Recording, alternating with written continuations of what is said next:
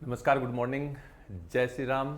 चलिए आ जाइए फटाफट, सभी जल्दी से जुड़ जाइए। फिर शुरुआत करते हैं आज यानी कि 7 अगस्त 2021 की जो इम्पोर्टेंट सीएनए है उसके ऊपर हम लोग चर्चा करेंगे।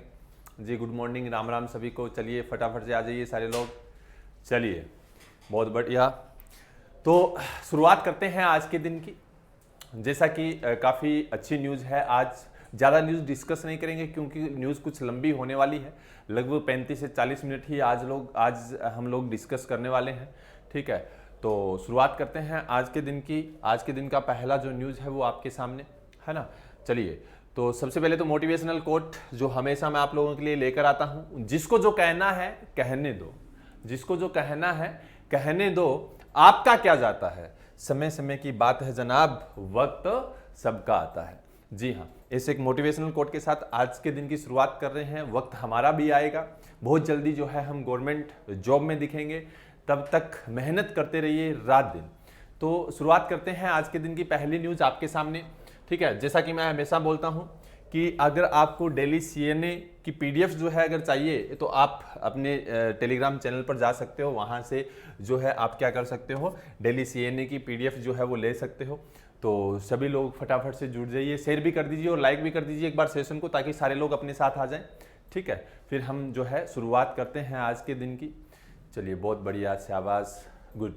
चलिए तो देखिए, सबसे पहली न्यूज़ आपके सामने ये रही कि ऑन 6 अगस्त 1945 यानी कि 6 अगस्त, पहले मैं थोड़ा सा कलर इसका चेंज कर देता हूं ताकि क्या है, हाँ चलिए, तो क्या है ध्यान दीजिएगा कि ऑन 6 अगस्त 1945 को US drop the first atomic bomb जो है यानी कि गिराया था किसके ऊपर, जापानी city of Hiroshima. What was the name of that atomic bomb, यानी कि जो एटॉमिक बॉम्ब था उसका नाम जो है वो यानी कि उन्होंने क्या रखा था उसका नाम। देखो, दो बम गिराए थे, हम लोग भी जानते हैं कि एक जो है वो गिराया था 6 अगस्त को, ठीक है, और दूसरा जो है वो गिराया था 9 अगस्त को, राइट है ना। तो ये पहले वाला जो है वो कहां था, ये हिरोशिमा के ऊपर था, और दूसरे वाला जो है वो कहां था, नागासाकी में। ठीक है, देखो बहुत ही भयानक उस टाइम स्थिति थी। लगभग अगर हम बात करें 2,10,000 के करीब लोग जो है वो मारे गए थे। पहले के अंदर अगर हम बात करें तो 80,000 के करीब तो ऑन द स्पॉट यानी कि डेथ हो गई थी, और उसके बाद 10 to 15,000 यानी कि एग्जैक्ट डाटा नहीं है, लेकिन कुछ साइट्स ये बता रही है, कुछ भी बता रही है। तो यानी कि लगभग क्या है 80,000 टू 8%, और उसके बाद 10-15,000 लोग जो है बाद में यानी कि घायल जो हुए थे वो भी उसी समय मारे गए थे। ठीक है, तो यानी कि कहने का मतलब जब वो 6 अगस्त को जो गिराया गया था तो उसका नाम जो है वो क्या रखा था, तो उसका नाम जो है वो क्या था, तो उसका नाम अपने सामने यहां पर जैसा कि दिया भी गया है। ठीक है, तो सब जैसे कि कुछ लोग बता भी रहे हैं, है ना, तो हम लोगों ने इसका खास ध्यान रखना है क्योंकि एग्जाम के अंदर हम लोगों से ये क्या है पूछा जा सकता है। ठीक है, पहला जो था वो था आपका कौन सा, लिटिल बॉय था, लिटिल बॉय नाम रखा था, याद रखना है सब लोगों ने। और दूसरा जो गिराया था ना यानी कि 9 अगस्त को, उसका नाम रखा था फेटमैन। क्या रखा था, फेटमैन। तो याद रखना है फेटमैन यानी कि 9 अगस्त को गिराया गया था, और लिटिल बॉय जो है वो कब गिराया गया था, ये 6 अगस्त को गिराया गया था। दो बम जो है लगातार यानी कि जापान के ऊपर जो है, क्योंकि देखो सेकेंड वर्ल्ड वॉर जो हुआ था उसके जस्ट बाद में ये कहानी हुई थी। ठीक है, और बहुत ही भयानक स्थिति थी उस समय। ठीक, तभी तो कहते हैं ना कि किसी भी देश के साथ युद्ध ना हो तो वो बेटर रहे, क्योंकि बहुत सारी चीजें होती है जहां पर अगर हम बात करें तो लोगों का तो नुकसान होता ही होता है, यानी कि मान हानि भी होती है, धन हानि भी होती है, हर तरीके की प्रॉब्लम्स जो है वो क्रिएट होती है। तो 6 अगस्त 1945 और 9 अगस्त 1945 के वो दिन जो है वो यानी कि कोई भी जापानीज जो है वो आज तक नहीं भूला है और ना ही वो भूलना चाहेगा, क्योंकि बहुत ही भयानक डे थे वो। ठीक है, बहुत ही भयानक दिन था। ठीक है, तो कहने का तात्पर्य कि हिरोशिमा के ऊपर जो यानी कि बॉम्ब गिराए गए थे उसके बाद देखें तो एक तरह से हम कह सकते हैं कि बहुत ही भयानक स्थिति बनी थी, जिसके अंदर कुछ चीजें जो यहाँ पर मैं आपके लिए लेकर आया हूँ। During the second world war यानी कि सेकेंड वर्ल्ड वॉर के समय अगर हम बात करें, ठीक है, सेकेंड वर्ल्ड वॉर के समय अगर हम बात करें तो विच वाज एक्टिव 1939 टू 1945 यानी कि सेकेंड वर्ल्ड वॉर जो है वो कब चला था, 1939 से लेकर 1945। The world first deployed atomic bomb with more than 9,000 pound uranium जो है ना वो उसके अंदर था भाई, जो पहला गिराया गया था।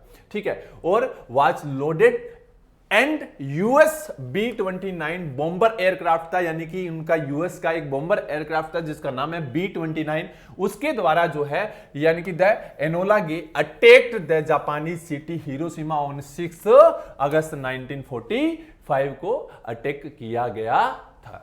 होप सो यहां तक कहानी समझ में आई होगी। अगर हम बात करें तो लगभग देखो 70,000 80,000 के करीब जो है लोग वो मारे जा चुके थे उस समय, यानी कि ये कहानी जो है वो हिरोशिमा के उस दिन की जिस दिन उसके ऊपर बम गिराया गया था, यानी कि 6 अगस्त, और आज है 7 अगस्त, यानी कि एक दिन हुआ है। पिछले साल 2020 के अंदर अगर हम बात करें तो इन्होंने क्या किया था कि जापान ने 75 ईयर कंप्लीट हो गए थे, यानी कि 75th एनिवर्सरी बनाई थी इसकी। उन लोगों को याद किया गया था, उन लोगों को यानी कि श्रद्धांजलि दी गई थी जिन लोगों ने क्या है अपनी जान गंवाई थी उस समय। 2020 के अंदर 75th एनिवर्सरी जो है वो इन लोगों ने क्या है बनाई थी, ये भी हम लोग याद रखेंगे। यस या नो, यहां तक कहानी समझ में आई होगी। और भी बहुत सारी चीजें हैं जो बताने लायक है, लेकिन देखो अपने लिए वो इंपॉर्टेंट इसलिए नहीं है क्योंकि हम लोगों से जो है वो नहीं पूछा जाएगा टाइम क्या था, वो सारी चीजें जो है वो जरूरत नहीं है। अगर हम बात करें हिरोशिमा के ऊपर जो बम गिरा था वो लगभग 2000 फीट की ऊंचाई से गिराया गया था। कितनी फीट की ऊंचाई से गिराया गया था? 2000 फीट की ऊंचाई से जो है वो गिराया गया था। ये भी हम लोगों ने ध्यान में रखना है, ठीक है। उसके बाद में अगर हम बात करें तो ये यूएस द्वारा यानी कि क्या है ये कारनामा जो है किया गया था इस तरीके का, लेकिन उसके बाद से देखें तो काफ़ी चीज़ें हैं, यानी कि पीस डिक्लेरेशन किया गया है, या फिर यूं कहें कि धीरे धीरे जो शांति है वो बनी हुई है, और ऐसा कुछ नहीं है। अगर जापान की बात करें, ठीक है। अच्छा, फर्स्ट सेरेमनी जो कब बनाई थी हिरोशिमा डे की, अगर ये पूछा जाए तो याद रखना 1947 को 6 अगस्त 1947 को हिरोशिमा डे की फर्स्ट एनिवर्सरी बनाई गई थी। इस चीज का ध्यान रखना है, ठीक है। फर्स्ट एनिवर्सरी कब बनाई गई थी, यानी कि हिरोशिमा डे की जो कब बनाया जाता है 6 अगस्त को, तो 1947 को बनाई गई थी। ये भी हम लोग ध्यान में रखेंगे, क्लियर है। उसके बाद में अगर जापान की बात करें, ठीक है, तो इस समय प्राइम मिनिस्टर यहाँ के कौन है जापान के, तो शिंजो अबे कौन है, सॉरी प्राइम मिनिस्टर शायद, हाँ सॉरी मैं माफी चाहूंगा यहाँ पर। तो अगर हम बात करें कि इस समय जापान के बारे में, तो ठीक है, जापान का जो कैपिटल है वो कौन सी है, तो पहले लिख लीजिए टोक्यो यहाँ की कैपिटल है, ठीक है।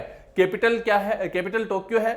जो अगर हम बात करें यहाँ पर एक नदी है सुमिदा रिवर, उसके ऊपर बसा हुआ है। कौन सी रिवर पे बसा हुआ है, सुमिदा रिवर के ऊपर जो है वो बसा हुआ है। ये भी हम लोगों ने ध्यान में रखना है, ठीक है। उसके बाद में अगर हम बात करें यहाँ की कैपिटल क्या है, तो येन, जापानीज येन बोलते हैं ना, येन यहाँ की कैपिटल है, सॉरी करेंसी है, ठीक है। कैपिटल क्या है, टोक्यो है। जहां पर अब क्या चल रहा है, टोक्यो ओलंपिक भी तो चल रहा है ना भैया, ठीक है। ओलंपिक के बारे में भी मैं बहुत कुछ चीजें आपको बता सकता हूं, लेकिन सारी चीजें हमारे लिए इंपॉर्टेंट अभी नहीं है। क्यों नहीं है, क्योंकि देखो जब जैसे ही ओलंपिक खत्म होगा, यानी कि 8 को कल खत्म हो जाएगा, तो उसके बाद 2-3 दिन के अंदर आपको क्या एक वीडियो मिलेगा बहुत ही जबरदस्त, जो पूरा ओलंपिक के ऊपर होगा। ओलंपिक के ऊपर सारी चीजें आपको बताई जाएगी, कब से शुरुआत हुई थी, ठीक है। इंडिया ने हॉकी के अंदर पहला मेडल कब जीता था, होप सो आप लोग जानते भी होंगे, तो कमेंट बॉक्स के अंदर जरा छाप दो, मुझे भी तो मालूम चले कि हाँ इंडिया ने अपना पहला मेडल कब जीता था, ठीक है। किसमें, हॉकी में बात कर रहा हूं, हॉकी में बता दो जरा कमेंट बॉक्स में अगर किसी को मालूम हो तो, है ना। चलिए उसके बाद में अगर हम बात करें तो यहाँ के प्राइम मिनिस्टर कौन है, तो प्राइम मिनिस्टर का नाम लिख लीजिए योशिहिदे सुगा है। इस समय योशिहिदे सुगा है, योशिहिदे सुगा यहाँ के प्राइम मिनिस्टर है, ठीक है। तो ये थोड़ा सा आप लोग जो है वो ध्यान में रखोगे। होप सो यहाँ तक कहानी जो है वो समझ में आई होगी। और भारत के अंदर, सॉरी जापान के अंदर भारत के जो राजदूत है वो है संजय कुमार वर्मा। कौन है, संजय कुमार वर्मा है, याद रखना है। भारत के राजदूत कहां पर है, तो जापान के अंदर है, याद रखोगे, ठीक है। कल भारतीय महिलाएं जो है वो हार गई थी, और उसके बाद अगर हम बात करें तो बजरंग पूनिया जो है वो भी सेमीफाइनल में हार गए थे, है ना। तो कोई दिक्कत नहीं है, देखो धीरे धीरे ही सही, अगर हमारी गवर्नमेंट अभी भी अगर ध्यान देने लगती है तो होप्स हो कि हम जो है बहुत जल्दी एक अच्छे लेवल पे पहुंचे। बहुत सारे स्पोर्ट्स पर्सन जो है वो बाहर निकल के जाएं, खेलो इंडिया जैसे कि 1000 के करीब, यानी कि खेलो इंडिया जो ग्राउंड्स है वो स्थापित करने हैं, वो भी हम लोगों ने डिस्कस किया था, है ना। तो इस तरीके से है, हो सकता है कि हम लोग जो है आगे बढ़े। चलिए होप सो ये चीज आपको सारी समझ में आ गई होगी। तो याद रखना है 6 अगस्त को जो किया गया था लिटिल बॉय था, और फैटमैन जो था वो कौन सा था, 9 अगस्त को जो किया गया था उसका नाम फैटमैन था। ये खास करके ध्यान रखना है। अच्छा, भारत की तरफ से अगर आपसे बात की जाए किया गया, तो ये देखो कुछ चीजें अपनी भी है ना, हिस्ट्री अपनी भी है भैया। History of Indian nuclear test की बात करें तो पोखरण 1 किया गया था। It was the first Indian nuclear test था। जो कब किया गया था, तो ये अपने पास यहां पर लिखा हुआ है, सन 1971 का जो युद्ध हो गया था, तो उसके बाद 1974 के अंदर किया गया था। ठीक है, the test was conducted on the army base Pokhran test range. अच्छा, इसके ऊपर मूवी भी आई थी, आप लोगों ने देखा होगा, है ना, मूवी बनी थी, राजस्थान के अंदर किया गया था। ठीक है, इट्स नेम क्या रखा था इसका, तो स्माइलिंग बुद्धा इसका नाम रखा गया था। और सबसे बड़ी चीज की दोनों के दोनों यानी कि जो किए गए थे ना, न्यूक्लियर टेस्ट किया गया था, तो किसी को भी खबर नहीं थी भाई, दूसरे की तो बिल्कुल भी नहीं थी, पहले की फिर भी लग गई थी। ठीक है, पोखरण 2 की बात करें तो वहां से सीरीज ऑफ 5 न्यूक्लियर बम की सीरीज थी, टेस्टेड ऑन 11 मई 1998 को किया गया था। ठीक है, उस समय जो यानी कि राष्ट्रपति हुआ करते थे, ठीक है, कौन, तो हमारे शायद उस समय के राष्ट्रपति जो है वो कौन थे, तो मे बी अब्दुल कलाम जी थे शायद, तक मुझे कंफर्म मालूम नहीं है, लेकिन हाँ, the name of the test of, इसका नाम क्या रखा था, ऑपरेशन शक्ति जो है वो इसका नाम रखा था। ये भी आप लोगों ने खास ध्यान रखना है, यानी कि हम लोगों ने भी टेस्ट किए हैं। और अब एटम बम की बात करें तो भारत के पास लगभग 130 से लेकर 150 के बीच में एटम बम्स है। ठीक है, इतना बता रहे हैं, बाकी पता नहीं है, इसके ऊपर पूरी हिस्ट्री में जाने की हमें आवश्यकता जो है वो नहीं है, इस चीज का खास ध्यान रखना है। होप सो यहां तक कहानी समझ में आ गई होगी। चलिए चलते हैं नेक्स्ट न्यूज की तरफ, देखते हैं इन विच स्टेट, चलिए बताइए फटाफट से, इन विच स्टेट और यूनियन टेरिटरी यानी कि UT has border road organisation build the world highest road, यानी कि वर्ल्ड की सबसे ऊंचे स्थान पर जो रोड बनाई है वर्ल्ड की, वो कहां पर बनाई है, ये हम लोगों से पूछा गया है। ये हम लोगों से पूछा गया है, तो फटाफट से बता दीजिए जल्दी से, है ना, कितनी भी पकड़ लो, यह फिसलता जरूर है, यह वक्त है साहब बदलता जरूर है। जी हाँ, हम भी वक्त को बदलेंगे एक दिन, है ना, एक दिन आएगा हम भी वक्त को बदलेंगे। इन विच स्टेट और UT has the border road organisation build the world highest road, यानी कि सीमा सड़क संगठन ने किस राज्य या केंद्र शासित प्रदेश में दुनिया के सबसे ऊंचे स्थान पर सड़क का निर्माण किया है, तो जम्मू एंड कश्मीर, अरुणाचल प्रदेश, लद्दाख या सिक्किम। तो फटाफट से अपना आंसर जो है वो दे दीजिए, फिर हम लोग जो है वो आगे चलते हैं। शाबाश, बहुत बढ़िया। काफी बच्चों को तो मालूम रहता है, लेकिन काफी को जो है वो नहीं, बिल्कुल। तो इसका राइट आंसर क्या होगा, तो इसका राइट आंसर होगा लद्दाख, यानी कि लद्दाख के अंदर जो है वो यानी कि सबसे ऊंची जो है यानी कि बनाई गई है। कौन सी सुरंग पे बनाई गई है, यानी कि कौन सी दर्रा है जहां पर ये बना है, तो याद रखना है उमलिंगला। कौन सी, याद रखना है उमलिंगला जो दर्रा है, या उसको क्या बोला जाता है, पास बोला जाता है। क्या बोला जाता है, उमलिंगला पास जो है उसके ऊपर ये बनाई गई है। याद रखना है कहां, लद्दाख के अंदर। कौन सी लद्दाख के अंदर बनाई गई, अगर ये पूछा जाए तो याद रखना है पूर्वी लद्दाख के अंदर। पूर्वी लद्दाख का मतलब यहां पर क्या है, तो ईस्टर्न लद्दाख के अंदर बनाई गई है। इस दर्रा का नाम याद रखना है खास करके, यानी दर्रा हिंदी में बोलते हैं और इंग्लिश में बोलते हैं इसको पास, है ना। तो उमलिंगला पास के ऊपर जो है ये बनाई गई है। बहुत ही अच्छे तरीके से इसको याद रखना है सब लोगों ने। चलिए होप सो यहां तक कहानी जो है आपको समझ में आ गई होगी। चलिए अब आगे बढ़ते हैं थोड़ा सा, ठीक है। तो कितनी ऊंचाई पर बनी है, तो 19,300 फुट की ऊंचाई पर बनी है। कितनी बनी है, 19,300 फुट की ऊंचाई पर जो है वो बनी है। ये खास करके आप लोगों ने ध्यान में रखना है, ये भी हमें मालूम होना चाहिए, राइट। ठीक है, आगे थोड़ा सा बढ़े, आगे चलें तो ध्यान दीजिएगा।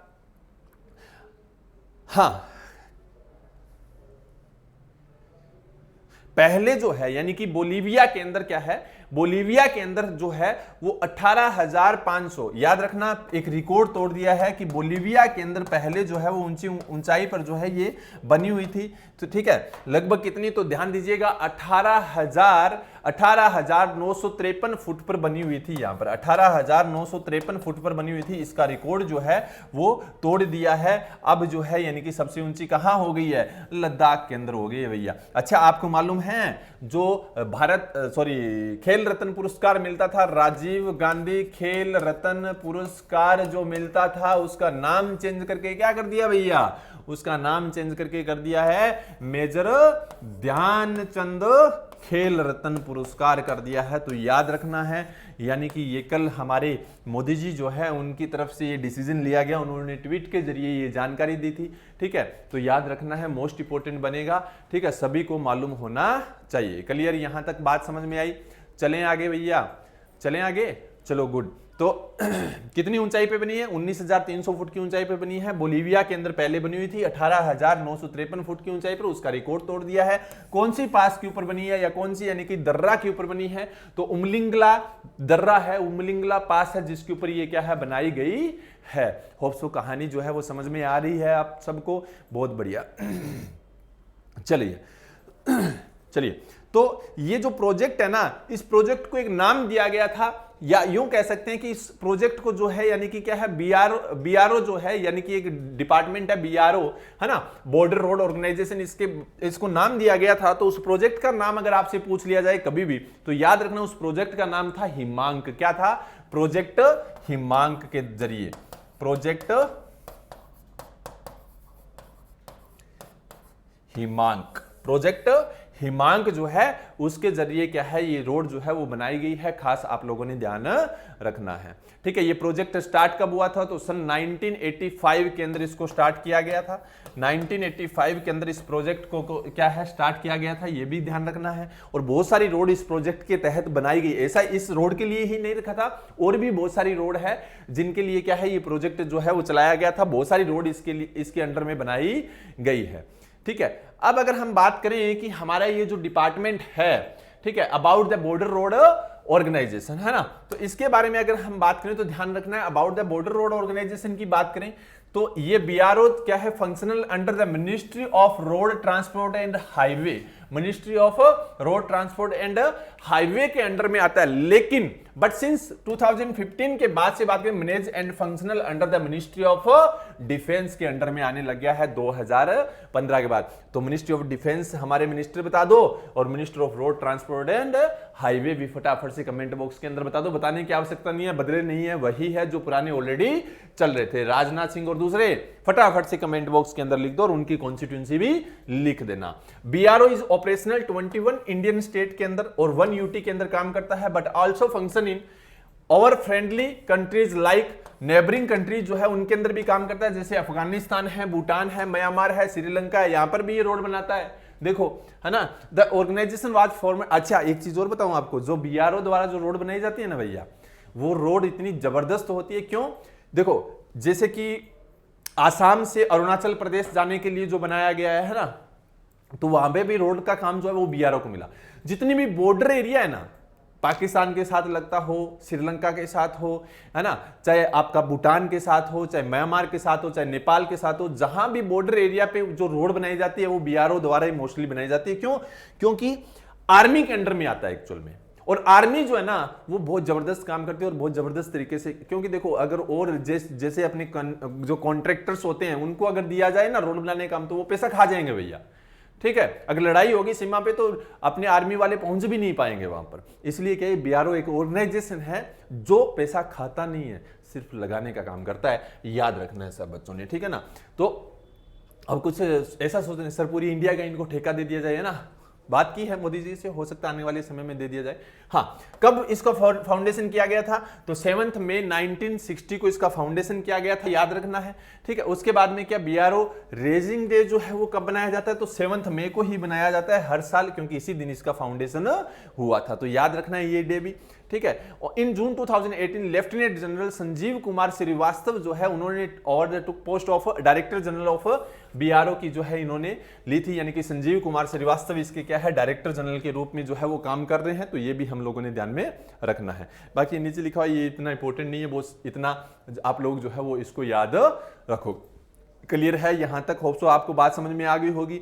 लद्दाख के बारे में बात करें तो लद्दाख के अंदर भैया बहुत सारी चीजें हम लोग डिस्कस करके आए हैं, ठीक है, सारी चीजें जो है, ठीक है, जैसे हेमिस नेशनल पार्क भारत का सबसे बड़ा राष्ट्रीय उद्यान, ठीक है, हेमिस नेशनल पार्क जो है, ठीक है, नेशनल पार्क भारत का सबसे बड़ा राष्ट्रीय उद्यान जो है वो कहां है, तो वो भी लद्दाख के अंदर। सबसे बड़ा राष्ट्रीय पार्क जो है वो कहां है, कहां है, तो याद रखना है ये लद्दाख के अंदर है, राइट। होप सो यहां तक कहानी जो है वो समझ में आई होगी, ठीक है।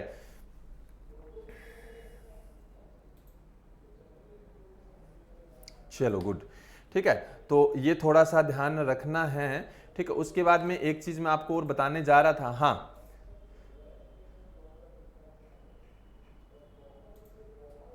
एक मिनट होल्ड रखिए जरा।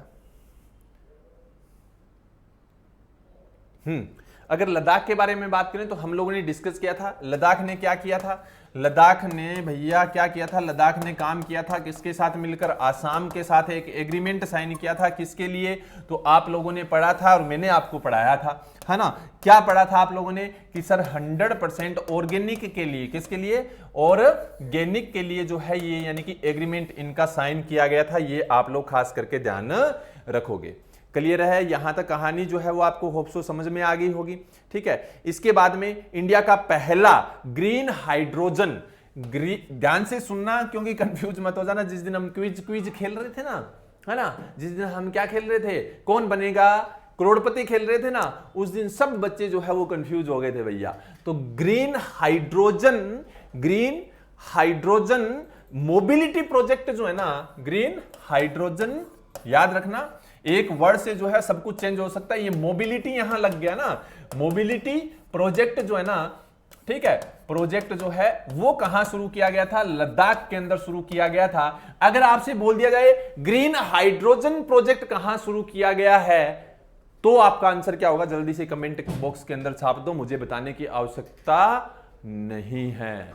क्लियर, इतनी बात समझ में आई। चलिए आगे चलते हैं, नेक्स्ट न्यूज की तरफ बढ़ते हैं, ठीक है। तो उससे पहले और कुछ बताने की आवश्यकता मेरे ख्याल से नहीं होना चाहिए, ठीक है। और विंटर स्पोर्ट्स जो है वो आपको पता ही है कहां पर हेल्ड करवाया गया था, ठीक है, तो वो भी आपको बताने की आवश्यकता नहीं है, ठीक है। चलिए हाँ, एक चीज है, इंडिया का हाईएस्ट मेट्रोलॉजिकल सेंटर जो है ना, इंडिया का हाईएस्ट याद रखना, हाईएस्ट मेट्रोलॉजिकल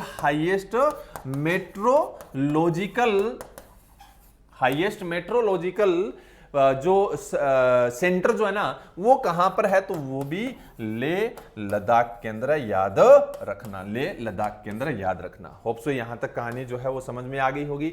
चलिए बढ़ते हैं आगे की तरफ, नेक्स्ट न्यूज में चलते हैं। ये रही, which state government has launched a door step health care scheme, जिसका नाम है जी मकलाई थेदी मारुथुवम, शुरू की है।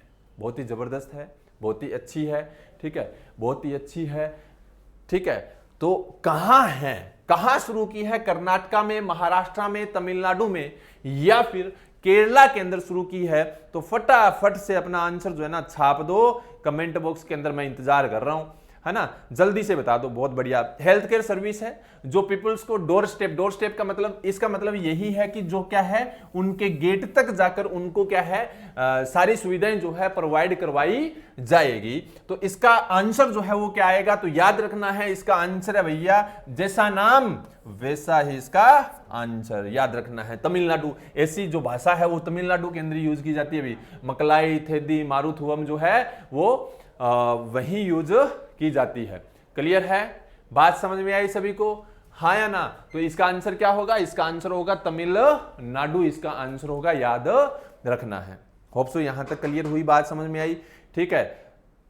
चलिए तो आगे इसके अंदर अगर हम बात करें, ये जो स्कीम चलाई गई है इसका फीचर क्या रहने वाले हैं, तो ध्यान दीजिए, ये क्या है, पॉपुलेशन हेल्थ रजिस्ट्री के अंडर में जितने भी लोग आएंगे उनको यानी कि क्या है कि जो बहुत सारी डिजीजेस हैं उनको कंट्रोल करने के लिए क्या है इस स्कीम को संचालित क्या है किया गया राज्य सरकार द्वारा, ठीक है। और लगभग क्या है कि अगर हम देखें तो 1264 लगभग इसके लिए टोटल आउटले जो दिया है ना स्कीम के अंडर में, तो 242 करोड़ रुपए दिए, याद रखना 242 करोड़ रुपए दिए हैं, याद रखना है सब बच्चों ने, कितने 242 करोड़ रुपए दिए हैं, याद रखना है। क्लियर है यहां तक कहानी? बहुत बढ़िया, बहुत अच्छे, मतलब समझदार हो गए हो सब के सब, है ना। मेरे साथ रह रहे के सब समझदार हो गए हो, सबको जो है मतलब एकदम से सारी चीज जो है आपको समझ में आने लगी है ना। बहुत बढ़िया, ऐसे ही मेरे साथ बने रहना, आपका जो है ज्ञान दिन प्रतिदिन जो है वो बढ़ता जाएगा भाई। ऐसे ही मेरे साथ जो है वो बने रहना, आपका ज्ञान दिन प्रतिदिन जो है बढ़ता जाएगा। ठीक है, चलो। तो अच्छा, यहां के सीएम हाल ही में शायद बने थे ना,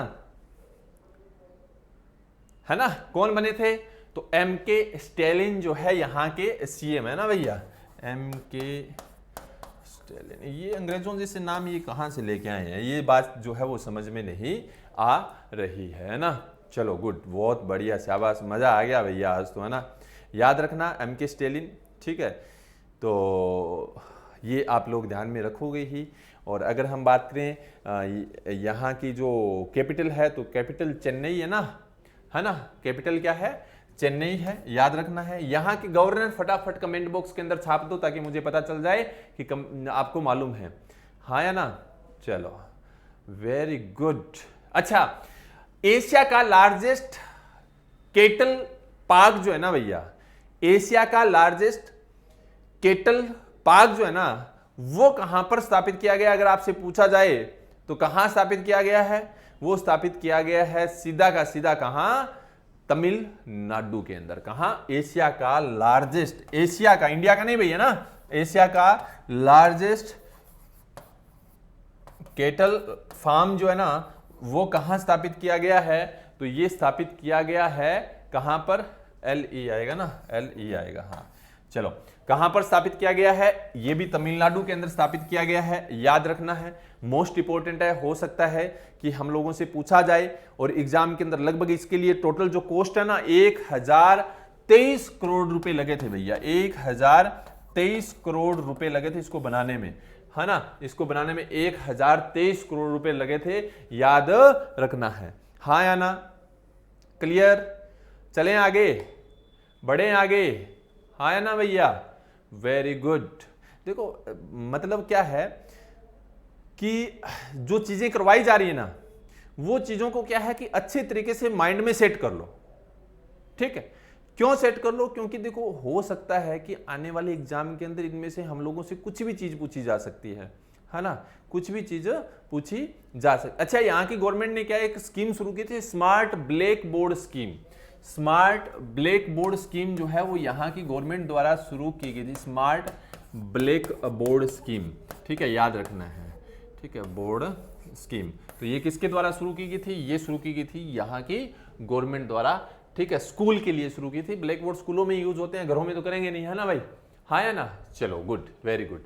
चलो अब चलते हैं, नेक्स्ट न्यूज आपके सामने ये रही, in which of the following state UT पानी माँ हैज बीन स्टार्टेड अंडर जल जीवन मिशन।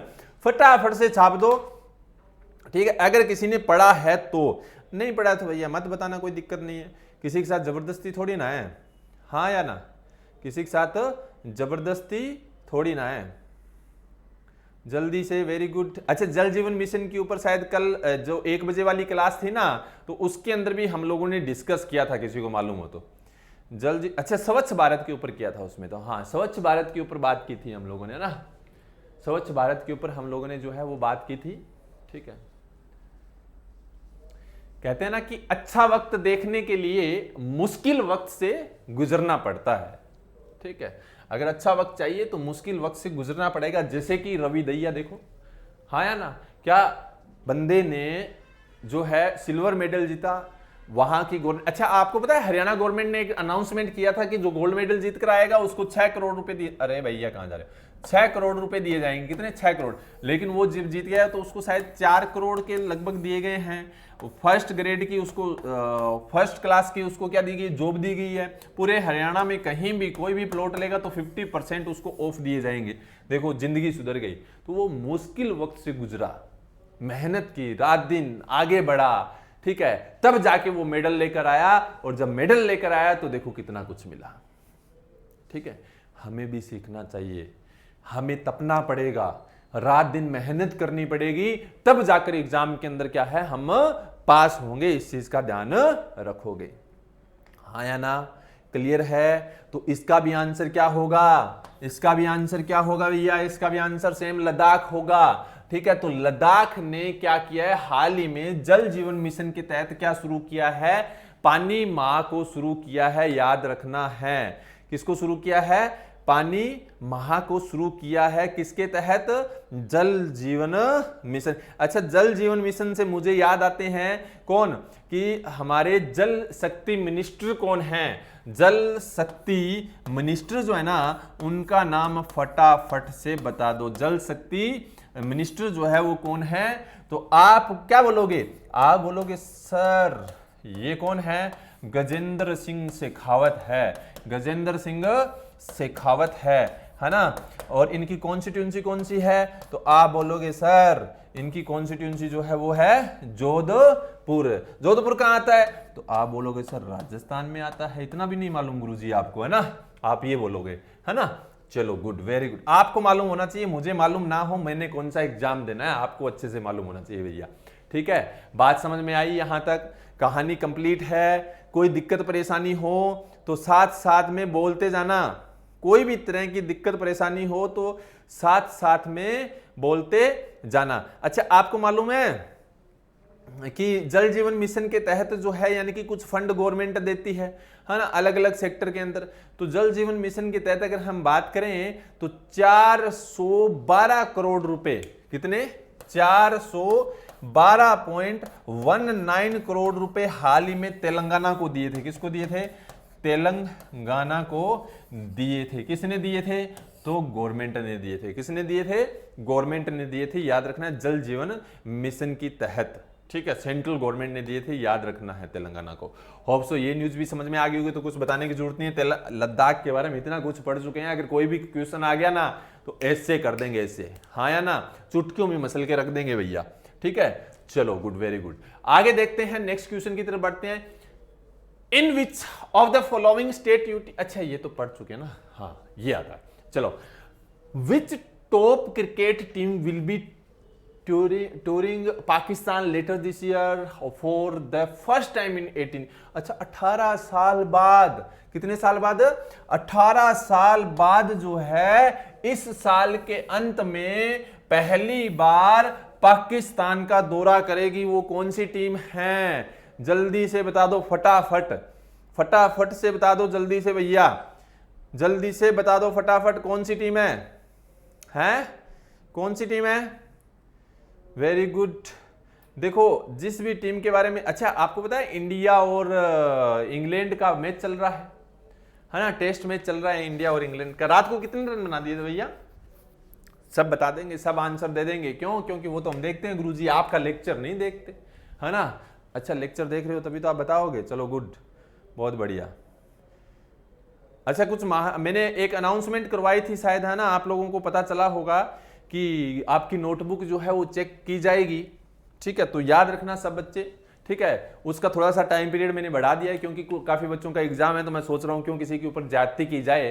ठीक है, तो हम जो नोटबुक है ना वो 15 तारीख से लेकर 20 तारीख के बीच में चेक करेंगे। 15 to 20 अगस्त के बीच में चेक करेंगे, और उसमें 14 तारीख तक का करंट अफेयर कंप्लीट होना चाहिए हर किसी की नोटबुक में।